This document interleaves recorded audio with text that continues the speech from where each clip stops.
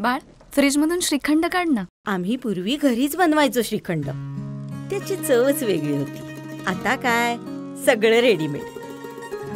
आजी, हे श्रीखंड खाऊन बघ.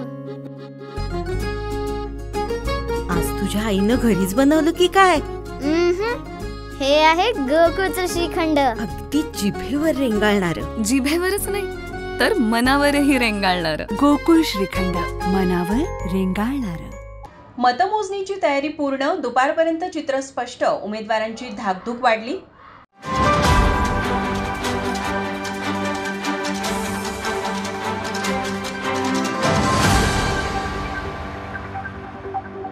विधानसभा निवडणुकीसाठी मतदान झालं आहे. आता अवघ्या जिल्ह्याला उत्सुकता लागून राहिली आहे ती निकालाची. उद्या शनिवारी या मतदानाची मतमोजणी होणार आहे. जिल्ह्यातील 10ही मतदारसंघातील उमेदवारांची उद्या धाकधूक वाढणार आहे. उमेदवारांसह अवघ्या जिल्ह्याचं लक्ष या निकालांकडे लागून राहिलंय.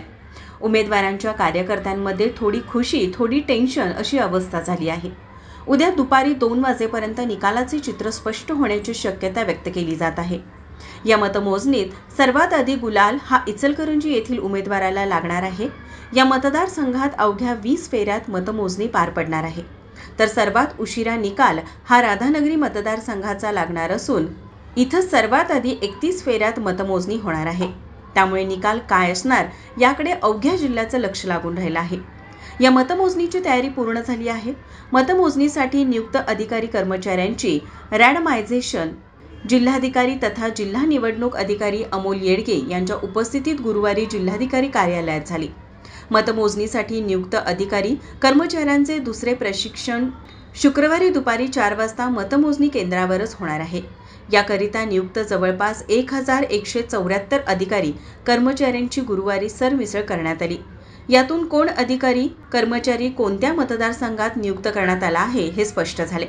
यावेळी निरीक्षक मीर ताकीर अली, रामकुमार पोद्दार, गगन उपजिल्हा निवडणूक अधिकारी समाधान शेंडगे, मनुष्यबळ नोडल अधिकारी राहुल रोकडे, सर्व मतदारसंघांचे निवडणूक निर्णय अधिकारी, जिल्हा सूचना विज्ञान अधिकारी गौरव कवाडे आणि मतमोजणी निरीक्षक व्हिडिओ कॉन्फरन्सद्वारे उपस्थित होते.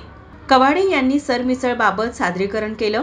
ईव्हीएम मतमोजणीसाठी 176 मोजणी पर्यवेक्षक, 186 मोजणी सहाय्यक, 196 सूक्ष्म निरीक्षक आणि पोस्टल मतपत्रिका मतमोजणीसाठी 154 मोजणी पर्यवेक्षक, 308 मोजणी सहाय्यक, 154 सूक्ष्म निरीक्षक अधिकारी नियुक्त करण्यात आले आहेत.